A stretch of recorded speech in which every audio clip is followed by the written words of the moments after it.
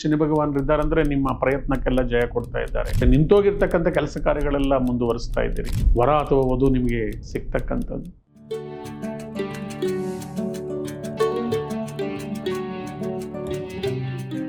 ಓಂ ಶ್ರೀ ಗಣೇಶಾಯ ನಮಃ. ಓಂ ಶ್ರೀ ಗುರುಭ್ಯೋ ನಮಃ. ಓಂ ಶ್ರೀ ಸರಸ್ವತೈ ನಮಃ. ಮಾತೃದೇವೋಭವ. ತತ್ವಮಸಿ ಚಾನಲ್ ಪ್ರೇಕ್ಷಕರಿಗೆ ನಿಮ್ಮ ರಾಘವನ್ ವೆಂಕಟರಾಘವನ್ ಮಾಡ್ತಕ್ಕಂಥ ನಮಸ್ಕಾರಗಳು. ಪ್ರೇಕ್ಷಕರ ಇದು ಉಡುಪಿ ನ್ಯೂಮರಾಲಜಿ ಅಂಡ್ ಅಸ್ಟ್ರಾಲಜಿ ಕಾರ್ಯಕ್ರಮ ಮಾಸ ಭವಿಷ್ಯ. ಪ್ರತಿ ತಿಂಗಳು ನಮ್ಮ ಚಾನಲ್ ವತಿಯಿಂದ ಮಾಸ ಭವಿಷ್ಯವನ್ನು ಮಾಡ್ತಾ ಇದ್ದೀವಿ. ನೀವೆಲ್ಲರೂ ಕೂಡ ನಮಗೆ ಸಪೋರ್ಟ್ ಮಾಡ್ತಾ ಇರೋದಕ್ಕೆ ನಿಮ್ಮೆಲ್ಲರಿಗೂ ಕೂಡ ಹೃತ್ಪೂರ್ವಕ ಧನ್ಯವಾದಗಳು. ಯಾರ್ಯಾರು ನಮ್ಮ ಚಾನಲನ್ನು ಸಬ್ಸ್ಕ್ರೈಬ್ ಮಾಡ್ಕೊಂಡಿಲ್ವೋ ದಯವಿಟ್ಟು ಸಬ್ಸ್ಕ್ರೈಬ್ ಮಾಡ್ಕೊಳ್ಳಿ. 2026 ಆಗಸ್ಟ್ ತಿಂಗಳ ಫಲಾಫಲಗಳನ್ನು ನೋಡೋಣ ಬನ್ನಿ. ಇದು ಯಾರದೇ ಜಾತಕವಲ್ಲ, ಇದು ಗೋಚಾರ ಫಲ. ನಿಮ್ಮ ಮೂಲ ಜಾತಕಕ್ಕೆ ಈ ಗೋಚಾರ ಫಲವನ್ನು ನೀವು ಕಂಪೇರ್ ಮಾಡಿಕೊಳ್ಳಿ. ದಶಾಭುಕ್ತಿಗಳು ಚೆನ್ನಾಗಿದ್ದರೆ ಫಲಗಳು ಚೆನ್ನಾಗಿರುತ್ತೆ, ದಶಾಭುಕ್ತಿಗಳು ಕಮ್ಮಿ ಇದ್ದರೆ ಸಾಧಾರಣವಾದಂಥ ಫಲಗಳು ಸಿಕ್ಕತ್ತೆ. ಗ್ರಹಗಳ ಒಂದು ಮೂಮೆಂಟನ್ನು ತಿಳ್ಕೊಳ್ತಕ್ಕಂಥ ಒಂದು ಸಮಯ. ಗುರು ಭಗವಾನರು ಕರ್ಕಾಟಕ ರಾಶಿಯಲ್ಲಿದ್ದಾರೆ. ಜೊತೆಗೆ ಬುಧ 6ನೇ ತಾರೀಕಿಂದ 22ನೇ ತಾರೀಕುವರೆಗೂ ಕರ್ಕಾಟಕ ರಾಶಿಯಲ್ಲಿ ಗುರು ಒಟ್ಟೊಟ್ಟಿಗೆ ಜರ್ನಿ ಮಾಡ್ತಾ ಇದ್ದಾರೆ. ಶನಿ ಭಗವಾನರು ಮೀನ ರಾಶಿಯಲ್ಲಿದ್ದಾರೆ.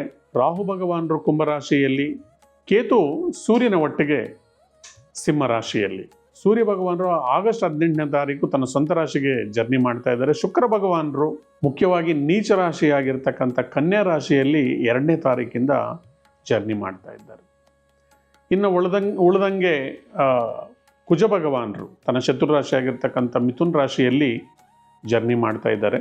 ಇದು ಗ್ರಹಗಳ ಚಲನೆ ಮತ್ತು ಇದು ಗೋಚಾರ ಫಲ. ಲಕ್ಷಾಂತರ ಜನಗೆ ಒಂದು ರಾಶಿಯಲ್ಲಿರ್ತಕ್ಕಂಥವ್ರಿಗೆ ಇದೊಂದು ಗೋಚಾರ ಫಲ. ಯಾರ್ದು ಇಂಡಿವಿಜುವಲ್ ಭವಿಷ್ಯ ನಾವು ಹೇಳ್ತಾ ಇಲ್ಲ.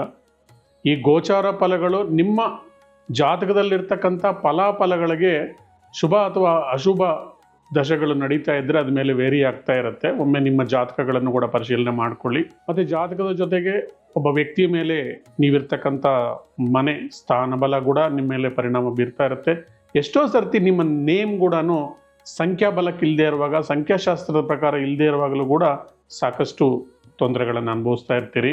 ಈಗ ಒಂದೊಂದು ರಾಶಿಯ ಫಲಾಫಲಗಳನ್ನು ತಿಳ್ಕೊಳ್ತಕ್ಕಂಥ ಸಮಯ. ಮುಂದಿನ ರಾಶಿ ಮಕರ ರಾಶಿ. 3ನೇ ಮನೆಯಲ್ಲಿ ಶನಿ ಭಗವಾನರು. 3ನೇ ಮನೆಯಲ್ಲಿ ಶನಿ ಭಗವಾನರು ಇದ್ದಾರೆ ಅಂದರೆ ನಿಮ್ಮ ಪ್ರಯತ್ನಕ್ಕೆಲ್ಲ ಜಯ ಕೊಡ್ತಾ ಇದ್ದಾರೆ, ಆರ್ಥಿಕ ಅಭಿವೃದ್ಧಿಯನ್ನು ಕೊಡ್ತಾ ಇದ್ದಾರೆ, ನಿಂತೋಗಿರ್ತಕ್ಕಂಥ ಕೆಲಸ ಕಾರ್ಯಗಳೆಲ್ಲ ಮುಂದುವರಿಸ್ತಾ ಇದ್ದೀರಿ. ಅದೇ ರೀತಿ ನಿಮಗೆ 7ನೇ ಮನೆಯಲ್ಲಿ ಬುಧ ಮತ್ತು ಗುರು ಇದ್ದಾರೆ. 7ನೇ ಮನೆ ವ್ಯಾಪಾರ ಸ್ಥಾನ, ವ್ಯವಹಾರ ಸ್ಥಾನ, ಲೈಫ್ ಪಾರ್ಟ್ನರ್. ಸೊ ಸಂಸಾರಿಕ ಜೀವನ ಚೆನ್ನಾಗಿರ್ತಕ್ಕಂಥದ್ದು, ಸಂಸಾರಿಕ ಜೀವನದಲ್ಲಿ ಸುಖ ಸಂತೋಷಗಳನ್ನು ಕಾಣ್ತಕ್ಕಂಥದ್ದು. ಯಾರು ಕಂಕಣ ಭಾಗ್ಯಕ್ಕಾಗಿ ಪ್ರಯತ್ನ ಮಾಡ್ತಾ ಇದ್ದಾರೋ ಗುರು ಮತ್ತು ಬುಧರ ಅನುಗ್ರಹ ಸಿಕ್ಕಿ ಬೇಗ ವರ ಅಥವಾ ವಧು ನಿಮಗೆ ಸಿಗ್ತಕ್ಕಂಥದ್ದು. ಪ್ಲಸ್ ನಿಮಗೆ 2ನೇ ಮನೆಯಲ್ಲಿ ರಾಹು ಇದ್ದರೆ ಸ್ವಲ್ಪ ಖರ್ಚಿದೆ, ಮಾತಿನಿಂದ ದೋಷ ಇದೆ, ಮಾತಿನ ಮುಖಾಂತರ ನಿಷ್ಠೂರ ಇದೆ. ಆದ್ದರಿಂದ ಮಾತು ನೆಮ್ಮದಿಯಿಂದ ಮಾತಾಡಿ. ಪ್ಲಸ್ ಶುಕ್ರ ಭಗವಾನರು ಭಾಗ್ಯಸ್ಥಾನದಲ್ಲಿದ್ದಾರೆ. ನೀಚರಾಗಿದ್ದರೂ ಕೂಡ ಶುಕ್ರ ಭಾಗ್ಯಸ್ಥಾನದಲ್ಲಿದ್ದಾರೆ. ಭಾಗ್ಯೋದಯ ಇದೆ, ಗೃಹ ನಿರ್ಮಾಣ ಕಾರ್ಯ ಅಥವಾ ನೀವು ವಾಹನ ಖರೀದಿ ಮಾಡ್ತಕ್ಕಂಥದ್ದು, ಹೊಸ ಬಟ್ಟೆ, ಹೊಸ ಜ್ಯುವೆಲರೀಸ್ ಅದೆಲ್ಲ ಪರ್ಚೇಸ್ ಮಾಡೋಕ್ಕೆ ಕೂಡ ಸಕಾಲ ಇದೆ. ಗುರು ಕೂಡ 18ನೇ ತಾರೀಕುವರೆಗೂ ಪುಷ್ಯ ನಕ್ಷತ್ರದಲ್ಲಿರೋದರಿಂದ ಗುರು ಪುಷ್ಯಮ ಯೋಗ ಇದೆ. ಈ ಸಂದರ್ಭದಲ್ಲಿ ನೀವು ಬಂಗಾರ ತಗೊಳ್ಳೋದು ಕೂಡ ಒಳ್ಳೆಯದಂತ ಹಿರಿಯರು ಹೇಳ್ತಾರೆ. 8ನೇ ಮನೆಯಲ್ಲಿ ರವಿ ಮತ್ತು ಕೇತು ಇರೋದರಿಂದ ಇನ್ನೂ ಸ್ವಲ್ಪ ಕಾಲ ಆರೋಗ್ಯದ ಬಗ್ಗೆ ಗಮನ ಕೊಡಬೇಕು. 8ನೇ ಮನೆಯಲ್ಲಿ ಕೇತು ಇರುವವರೆಗೂ ನೀವು ಆರೋಗ್ಯದಲ್ಲಿ ಸ್ವಲ್ಪ ಜಾಗ್ರತೆ ವಹಿಸಬೇಕು. ಸಾಧ್ಯವಿದ್ದಷ್ಟು ಯೋಗ, ಮೆಡಿಟೇಷನ್ ಇಂಥದ್ದೇನಾದರೂ ಕಾರ್ಯಕ್ರಮಗಳನ್ನು ಇಟ್ಕೊಳ್ಳಿ. ಪ್ಲಸ್ ರೆಗ್ಯುಲರ್ ಆಗಿ ಧನ್ವಂತರಿ ಸ್ತೋತ್ರವನ್ನು ಓದ್ಕೊಳ್ತಾ ಬನ್ನಿ. ಧನ್ವಂತರಿ ರಾದಿದೇವಂ ಸುರಾಸುರೈರ್ವಂದಿತ ಪಾದ ಪದ್ಮಂ ಲೋಕೆ ಜರಾರುರ್ ಭಯಮೃತ್ಯುನಾಶಂ ದಾತಾರಂ ಈಶಂ ವಿವಿಧ ಔಷಧೀನಾಂ ಅಂತಕ್ಕಂಥ ಸ್ತೋತ್ರವನ್ನು ರೆಗ್ಯುಲರ್ ಆಗಿ ಓದ್ಕೊಳ್ಳಿ. ಆರೋಗ್ಯ ಚೆನ್ನಾಗಿದ್ದರೆ ಐಶ್ವರ್ಯ ಇದ್ದಂಗೆ. ಸೊ ಅದರಿಂದ ಆರೋಗ್ಯದ ಬಗ್ಗೆ ಗಮನ ಕೊಡಿ. ಮತ್ತು 6ನೇ ಮನೆಯಲ್ಲಿ ಕುಜ ಇದ್ದಾರೆ, ಶೌರ್ಯ ಜಾಸ್ತಿ ಇರುತ್ತೆ. 6ನೇ ಮನೆಯಲ್ಲಿ ಕುಜ ಇದ್ದರೆ ಭೂಮಿ ವ್ಯವಹಾರಗಳಲ್ಲಿ ಜಯ ಸಿಕ್ಕತ್ತೆ, ಆದರೆ ಆರ್ಥದ ನಿರ್ಧಾರಗಳು ಬೇಡ. 6ನೇ ಮನೆಯಲ್ಲಿ ಕುಜರು ಭೂಮಿಕಾರಕರಾಗಿರೋದ್ರಿಂದ ರಿಯಲ್ ಎಸ್ಟೇಟಲ್ಲಿ ಇರ್ತಕ್ಕಂಥವ್ರಿಗೆ ಅನುಕೂಲ ಇದೆ. ಯಾರು ಇಂಟೀರಿಯರ್ಸ್ ಮಾಡ್ತಾ ಇದ್ರು ಶುಕ್ರ ಭಗವಾನರಿಂದ ಕೂಡ ಅನುಕೂಲ ಇದೆ. ಓವರಾಲ್ ಆಗಿ ಈ ತಿಂಗಳಿಂದ ಇಂಪ್ರೂವ್ಮೆಂಟ್ ಕಾಣ್ತಾ ಇದೆ. ಗ್ರಹಗಳು ನಿಮ್ಗೆ ಅನುಕೂಲಕರವಾಗಿದೆ. ತಾಳ್ಮೆ ವಹಿಸಿ, ಆ ಥರದ ನಿರ್ಧಾರಗಳು ಬೇಡ. ಜೊತೆಗೆ ರಾಹು 2ನೇ ಮನೆಯಲ್ಲಿರೋದ್ರಿಂದ ದುರ್ಗಾ ಸಪ್ತಶತಿಯನ್ನು ಓದ್ಕೊತ ಬನ್ನಿ. ಪ್ಲಸ್ 8ನೇ ಮನೆಯಲ್ಲಿರೋದ್ರಿಂದ ನಾನು ರೆಗ್ಯುಲರ್ ಆಗಿ ಹೇಳ್ದಂಗೆ ಗಣಪತಿಯ ಅಷ್ಟೋತ್ತರವನ್ನು ಪ್ರತಿನಿತ್ಯ ಪಠನೆ ಮಾಡ್ತಾ ಬನ್ನಿ. ಆದಿತ್ಯ ಹೃದಯ ಓದಿಕೊಳ್ಳಿ, ಸೂರ್ಯ ಭಗವಾನರ ಅನುಗ್ರಹ ಸಿಕ್ಕತ್ತೆ. ಈ 6ನೇ ಮನೆಯಲ್ಲಿ ಕುಜ ಭಗವಾನ್ ಇರೋದ್ರಿಂದ ನರಸಿಂಹ ಸ್ತೋತ್ರವನ್ನು ಓದ್ಕೊಳ್ತಾ ಬನ್ನಿ. ಉಗ್ರಂ ವೀರಂ ಮಹಾವಿಷ್ಣುಂ ಜ್ವಲಂತಂ ಸರ್ವತೋಮುಖಂ ನೃಕಸಿಂಹಂ ಭೀಷಣಂ ಭದ್ರಂ ಮೃತ್ಯುಂ ನಮಾಮ್ಯಗಂ. ಈ ಜಪ ಮಾಡ್ತಾ ಬನ್ನಿ. ಆರೋಗ್ಯ ಚೆನ್ನಾಗಿರುತ್ತೆ, ಶತ್ರು ನಿರ್ನಾಮ ಆಗತ್ತೆ, ಸುಬ್ರಹ್ಮಣ್ಯ ಸ್ವಾಮಿ ಅನುಗ್ರಹ ಕೂಡ ಸಿಕ್ಕತ್ತೆ, ಸುಖ ನೆಮ್ಮದಿ ಶಾಂತಿ ಕೂಡ ನೀವು ಕಂಡುಕೊಳ್ಳೋ ಪ್ರಯತ್ನ ಮಾಡಿ. ಈ ಕಾರ್ಯಕ್ರಮವನ್ನು ಮುಕ್ತಾಯ ಮಾಡೋಕ್ಕೆ ಮೊದಲು ಉಡುಪಿ ವಾಸ್ತು ಶಾಸ್ತ್ರದ ಪ್ರಕಾರ ಕೆಲವು ಗೃಹ ವಾಸ್ತು ಟಿಪ್ಸನ್ನು ತಿಳ್ಕೊಳ್ಳೋಣ. ನಾನು ಲಾಸ್ಟ್ ಟೈಮ್ ಹೇಳಿದ್ದೆ ನಿಮಗೆ, ಈ ಸರ್ತಿ ಅಗ್ನಿಮೂಲೆ ಬಗ್ಗೆ ನಾನು ಮಾತಾಡ್ತೀನಿ. ಸೌತ್ ಈಸ್ಟ್ ಕಾರ್ನರ್ ಅಗ್ನಿಮೂಲೆ. ಯೂಶಲಿ ಸೌತ್ ಈಸ್ಟ್ ಮೂಲೆ ಅಂದ್ರೆ ಎಲ್ಲರಿಗೂ ಗೊತ್ತಾಗೋದು ಅಡುಗೆ ಕೋಣೆ, ಅಡುಗೆ ಮನೆ ನಾವು ಇಡ್ತಕ್ಕಂಥ ಸ್ಥಳ ಅಂತ. ಈ ಅಡುಗೆ ಮನೆ ಯಾವ ಥರ ಇರಬೇಕು, ಈ ಕೋಣೆಯಲ್ಲಿ ಯಾವ ವಸ್ತುಗಳು ಇರಬೇಕು, ಯಾವ ವಸ್ತುಗಳು ಇರಬಾರ್ದು, ಇದು ಕೆಲ ವಿಚಾರಗಳನ್ನು ತಿಳ್ಕೋಬೇಕು. ಒಂದು ವೇಳೆ ಅಡುಗೆ ಮನೆ ವಾಸ್ತು ಸರಿಯಾಗಿಲ್ಲ ಅಂದರೆ ನೀವು ಸರಳವಾಗಿರ್ತಕ್ಕಂಥ ಉಪಾಯಗಳನ್ನು ಯಾವ ಥರ ಬಳಸ್ಕೋಬೇಕು. ಇದರಲ್ಲಿ ಒಡೆಯೋದಿರೋದಿಲ್ಲ, ಬಡಿಯೋದಿರೋದಿಲ್ಲ, ಕೆಡವೋದಿರೋದಿಲ್ಲ, ಕೇವಲ ಕಲರ್ ಕಾಂಬಿನೇಷನ್ಸ್ ಮತ್ತು ಸರಳ ಉಪಾಯಗಳಿಂದ ಇದನ್ನು ಯಾವ ಥರ ಸರಿಪಡಿಸ್ಕೊಳ್ಬೋದು ಅಂತಕ್ಕಂಥ ವಿಚಾರವನ್ನು. ಮೊದಲನೇದಾಗಿ, ಅಡುಗೆ ಮನೆಯಲ್ಲಿ ನೀವು ಸ್ಟವ್ ಇಡ್ತಕ್ಕಂಥ ಒಂದು ಸ್ಲ್ಯಾಬು ಯಾವಾಗಲೂ ಗ್ರೀನ್ ಕಲರ್ ಇರೋ ಥರ ನೋಡ್ಕೊಳ್ಳಿ.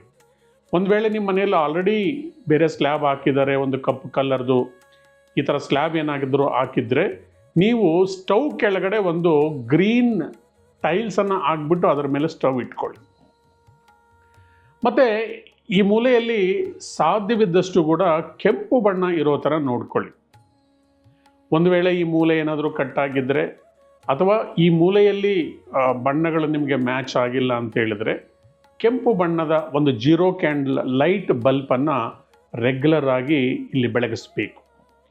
ಯೂಶಲಿ ಅಡುಗೆ ಮನೆಯಲ್ಲಿ ಒಂದು ಅನ್ನಪೂರ್ಣೇಶ್ವರಿ ಒಂದು ಚಿಕ್ಕ ವಿಗ್ರಹ ಅಥವಾ ಒಂದು ಫೋಟೋವನ್ನು ಇಟ್ಕೊಂಡು ನೀವು 24x7 ಕಾಮಾಖ್ಯ ದೀಪವನ್ನು ನೀವು ಹಚ್ಚಿದರೆ, ಇಲ್ಲಿ ಬೆಂಕಿ ಉರಿದರೆ ನಿರಂತರವಾಗಿ, ಅಂದರೆ ದೀಪ ಉರಿತಾ ಇದ್ದರೆ ನಿಮ್ಮ ಮನೆಯಲ್ಲಿ ಶುಭಫಲಗಳು ಹೆಚ್ಚಾಗತ್ತೆ. ಯಾಕೆಂದರೆ ಅಗ್ನಿಮೂಲೆ ಅಂತಕ್ಕಂಥದ್ದು ನಮಗೆ ಐಶ್ವರ್ಯ, ಯಶಸ್ಸು, ಕೀರ್ತಿ, ಆರೋಗ್ಯವನ್ನು ಕೊಡ್ತಕ್ಕಂಥದ್ದು. ಸೊ ಒಂದು ವೇಳೆ ಈ ಮೂಲೆಯಲ್ಲಿ ಏನಾದರೂ ನೀವು ಕಬೋರ್ಡಲ್ಲಿ ಗ್ಲಾಸ್ ಕಾಣೋ ಥರ ಗ್ಲಾಸ್ ಏನಾದರೂ ನೀವು ಕಬೋರ್ಡ್ಸಲ್ಲಿ ನೀವು ಹಾಕಿದರೆ, ಆ ಗ್ಲಾಸ್ಗೆ ನೀವು ರೆಡ್ ಕಲರ್ ಸ್ಟಿಕ್ಕರ್ಸನ್ನು ಹಾಕ್ಕೊಂಬಿಡಿ. ಮತ್ತು ಈ ಮೂಲೆಯಲ್ಲಿ ಸಾಧ್ಯವಿದ್ದಷ್ಟು ಕೂಡ ಕನ್ನಡಿಗಳಿರಬಾರ್ದು, ಯಾವುದೇ ರೀತಿಯ ಕನ್ನಡಿಗಳಿರಬಾರ್ದು. ಮತ್ತು ಈ ಮೂಲೆಯಲ್ಲಿ ಡ್ರ್ಯಾಗನ್ ಚಿತ್ರವನ್ನು, ಕೆಂಪು ಬಣ್ಣದ ಒಂದು ಡ್ರ್ಯಾಗನ್ ಚಿತ್ರವನ್ನು ನೀವು ಇಟ್ಟಿದ್ದೇ ಆಗಿದರೆ ನಿಮಗೆ ಎಂಡ್ಲೆಸ್ ಲಕ್ ಅನ್ನೋದು ಬರ್ತಾ ಇರುತ್ತೆ. ಮತ್ತು ನೀವು ಈ ಕಪಾಟಗಳನ್ನು ಮಾಡಿದರೆ, ನಿಮ್ಮ ಬೇಳೆ ಈ ಥರದ್ದು ಧಾನ್ಯಗಳನ್ನು ಇಟ್ಕೊಳ್ಳೋದಕ್ಕೆ ಕಪಾಟಗಳನ್ನು ಮಾಡಿದರೆ, ಯಾವಾಗಲೂ ಕೂಡ ನಿಮ್ಮ ಕಪಾಟಗಳು ಕೆಂಪು ಬಣ್ಣ ಅಥವಾ ಆರೆಂಜ್ ಕಲರ್ ಅಥವಾ ಸನ್ರೈಸ್ ಕಲರ್ಸನ್ನು ಬಳಸ್ಕೊಳ್ಳಿ. ಗ್ರೀನ್ ಕಲರ್ ಕೂಡ ಈ ಮೂಲೆಯಲ್ಲಿ ನೀವು ಬಳಸ್ಕೊಳ್ಬೋದು. ಒಂದು ವೇಳೆ ಅಗ್ನಿಮೂಲೆಯಲ್ಲಿ ಸ್ಟೆಪ್ಸು ಬೆಳೆದಿದ್ದು ನಿಮ್ಮ ಎಲಿವೇಶನ್ಗೆ ಕೂಡ ಅಟ್ಯಾಚ್ ಆಗಿದ್ರೆ ಅಗ್ನಿಮೂಲೆ ದೋಷ ಬರುತ್ತೆ. ಅಥವಾ ಅಗ್ನಿಮೂಲೆಗೆ ಏನಾದರೂ ರೋಡ್ ಹಿಟ್ಟಿದ್ರೆ ಔಟ್ಸೈಡಿಂದ ಕೂಡ ಅಗ್ನಿಮೂಲೆ ದೋಷಗಳು ಬರ್ತಾ ಇರುತ್ತೆ. ಈ ಥರ ಅಗ್ನಿಮೂಲೆಗೆ ಎದುರುಗಡೆಯಾಗಿ ಸ್ಟೆಪ್ಸ್ ಬಂದಾಗಲೂ ಕೂಡ ಆಗ್ನೇಯ ದೋಷಗಳು ಏರ್ಪಾಟಾಗ್ತಾ ಇರುತ್ತೆ. ಇದಕ್ಕಾಗಿ ನೀವು ಕಾಂಪೌಂಡಿಂದ ಹೊರಗಡೆಗೆ ತುಳಸಿ ಗಿಡಗಳನ್ನು ಬೆಳೆಸ್ಕೊಳ್ಳೋದು. ಮತ್ತು ನಿಮಗೆ ಲಕ್ ಏನು ಬರ್ತಾನೇ ಇಲ್ಲ, ನೀವು ಎಷ್ಟೇ ಕಷ್ಟಪಡ್ತಾ ಇದ್ರೂ ಆಗಿಲ್ಲ ಅಂತ ಹೇಳಿದ್ರೆ, ಒಂದು ಕೆಂಪು ಬಣ್ಣದ ಒಂದು ಕ್ಯಾಶ್ ಬಾಕ್ಸನ್ನು ಮಾಡಿಬಿಟ್ಟು ಅಲ್ಲಿ ಇಟ್ಬಿಟ್ಟು ರೆಗ್ಯುಲರ್ ಆಗಿ ಅದರಲ್ಲಿ ಕಾಯಿನ್ಸ್ ಹಾಕ್ತಾ ಬನ್ನಿ. ಒಂದು ವೇಳೆ ಏನಾದರೂ ಈ ಮೂಲೆಯಲ್ಲಿ ನಿಮಗೆ ಶೌಚಾಲಯ ಬಂದಿದ್ದರೆ, ಟಾಯ್ಲೆಟ್ ಬಂದಿದ್ದರೆ, ಇದು ತುಂಬಾ ಅಶುಭ ಅಂತ ನಾವು ಪರಿಗಣನೆ ಮಾಡ್ತೀವಿ. ಯಾವಾಗಲೂ ಕೂಡ ಯಾವುದೇ ಕಾರ್ನರ್ಗೂ ಕೂಡ ಟಾಯ್ಲೆಟ್ ಬರಬಾರ್ದು. ಅಗ್ನಿಮೂಲೆಯಲ್ಲಿ ದಕ್ಷಿಣಕ್ಕೆ ಕೆಲವು ದಿಕ್ಕಿರುತ್ತೆ, ಮಧ್ಯಭಾಗದಲ್ಲಿ ಅಲ್ಲಿ ಟಾಯ್ಲೆಟ್ ಬರೋದು ಸೂಕ್ತ. ಒಂದು ವೇಳೆ ಮೂಲೆಗೆ ಕಾರ್ನರ್ಗೆ ಏನಾದರೂ ಟಾಯ್ಲೆಟ್ ಬಂದಿದೆ ಅಂದರೆ, ನೀವು ಇಲ್ಲಿ ಆ ಟಾಯ್ಲೆಟ್ ಸುತ್ತಲೂ ಯು ಶೇಪಲ್ಲಿ ಕಾಪರ್ ಸ್ಟ್ರಿಪ್ಪನ್ನು ನೀವು ಅಂಟಿಸ್ಬೇಕಾಗತ್ತೆ. ಕಾಪರ್ ಸ್ಟ್ರಿಪ್ಪನ್ನು ಆ ಕಮೋಡಿಗೆ ಸುತ್ತಲೂ, ಪ್ಲಸ್ ನೀವು ಕೂತ್ಕೊಳ್ತಕ್ಕಂಥ ಹಿಂದಿನ ಭಾಗಕ್ಕೆ ಕೂಡ ನೀವು ಕಾಪರ್ ಸ್ಟ್ರಿಪ್ ಹಾಕಿದರೆ ಅಲ್ಲಿರ್ತಕ್ಕಂಥ ನೆಗೆಟಿವ್ ಎನರ್ಜಿ ಕಮ್ಮಿ ಆಗುತ್ತೆ. ಮತ್ತು ಈ ಟಾಯ್ಲೆಟಲ್ಲಿ ನಿರಂತರವಾಗಿ ನೀವು ರೆಡ್ ಕಲರ್ 0 ಕ್ಯಾಂಡಲ್ ಬಲ್ಬನ್ನು ಹಚ್ಚೋದ್ರಿಂದ ಕೂಡ, ಮತ್ತು ಇಲ್ಲಿ ಸೀ ಸಾಲ್ಟ್ ಇಟ್ಬಿಟ್ಟು ಸಾಟರ್ಡೆ ಭಾನುವಾರ ಟಾಯ್ಲೆಟನ್ನು ತೊಳೆಯೋದು ಮತ್ತು ಶುಭ್ರತೆಯನ್ನು ನೀವು ಕಾಪಾಡೋದ್ರಿಂದ ಕೂಡ ಇದರಿಂದ ಬರ್ತಕ್ಕಂಥ ನೆಗೆಟಿವನ್ನು ನೀವು ಅವಾಯ್ಡ್ ಮಾಡ್ಬೋದು. ಮತ್ತು ಅಗ್ನಿಮೂಲೆ ಅಂದ್ರೇ ಹೆಚ್ಚಾಗಿ ಹೆಣ್ಣುಮಕ್ಕಳು ಇಲ್ಲಿ ಟೈಮ್ ಕಳೀತಕ್ಕಂಥದ್ದು, ಅಡುಗೆ ಮಾಡ್ತಕ್ಕಂಥದ್ದು, ಯಾವುದೋ ಒಂದು ಕೆಲಸದ ನಿಮಿತ್ತವಾಗಿ ಅಗ್ನಿಮೂಲೆಯಲ್ಲಿರುತ್ತೆ. ಒಂದು ವೇಳೆ ಆಗ್ನೇಯ ದೋಷಗಳು ಬಂದರೆ ಆ ಮನೆಯ ಯಜಮಾನಿತಿ ಮತ್ತು ಅಥವಾ ಹಿರಿ ಮಗಳಿಗೆ ದೋಷಗಳು ಬರುತ್ತೆ, ಉದ್ಯೋಗದಲ್ಲಿ ತೊಂದರೆಗಳು ಬರುತ್ತೆ, ಆರೋಗ್ಯದಲ್ಲಿ ಏರ್ಪೇರು ಬರ್ತಾ ಇರುತ್ತೆ. ಅಗ್ನಿಮೂಲೆಯಲ್ಲಿ ಯಾವುದೇ ಕಾರಣಕ್ಕೂ ಕೂಡ ನೀವು ಮೆಡಿಸಿನನ್ನು ಇಡಬಾರದು. ಒಂದು ವೇಳೆ ನಿಮಗೆ ಸಾಕಷ್ಟು ವರ್ಷಗಳಿಂದ ಟ್ರೈ ಮಾಡ್ತಾ ಇದ್ರಿ, ಜಾಬ್ ಸಿಗ್ತಾ ಇಲ್ಲ ಅಂದರೆ ಅಗ್ನಿಮೂಲೆಯಲ್ಲಿ ನಾರ್ತ್ ಗೋಡೆಗೆ ತ್ರಿಕೋಣ ಆಕಾರದಲ್ಲಿರ್ತಕ್ಕಂಥ ಒಂದು ವಾಲ್ ಕ್ಲಾಕನ್ನು ನೀವು ಅಳವಡಿಸ್ಕೊಳ್ಳಿ.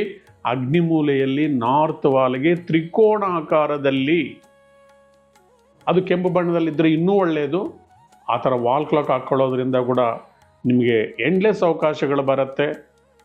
ಇರ್ತಕ್ಕಂಥ ವಾಸ್ತು ದೋಷಗಳನ್ನು ನಿವಾರಣೆ ಮಾಡ್ಕೊಳ್ಳೋದಕ್ಕೆ ಒಂದು ವೇಳೆ ನಿಮಗೆ ಆಗ್ನೇಯ ಮೂಲೆಯಲ್ಲಿ ವಿಂಡೋಸು ಇಂಥದಕ್ಕೆ ನೀವು ಸಾಧ್ಯವಿದಷ್ಟು ಕೂಡ ಶೇಡ್ಸ್ ಆಫ್ ರೆಡ್ ಕಲರ್ಸನ್ನು ಬಳಸ್ಕೊಳ್ಳೋದು ನಿಮಗೆ ಅತ್ಯಂತ ಶ್ರೇಯಸ್ಕರ ಆಗುತ್ತೆ. ಇವೆಲ್ಲವೂ ಕೂಡ ವೈಜ್ಞಾನಿಕ ತಳಹದಿಯ ಉಡುಪಿ ನ್ಯೂಮರಾಲಜಿ ಆ್ಯಂಡ್ ಅಸ್ಟ್ರಾಲಜಿ ಕಾರ್ಯಕ್ರಮ. ನೀವು ನಿರಂತರವಾಗಿ ನಮ್ಮ ಕಾರ್ಯಕ್ರಮವನ್ನು ವೀಕ್ಷಣೆ ಮಾಡ್ತಿರೋದಕ್ಕೆ ನಿಮ್ಮೆಲ್ಲರಿಗೂ ಅನಂತ ಧನ್ಯವಾದಗಳು. ಎಲ್ಲರಿಗೂ ಕೂಡ ಭಗವಂತ ಒಳ್ಳೆಯದನ್ನು ಮಾಡಲಿ.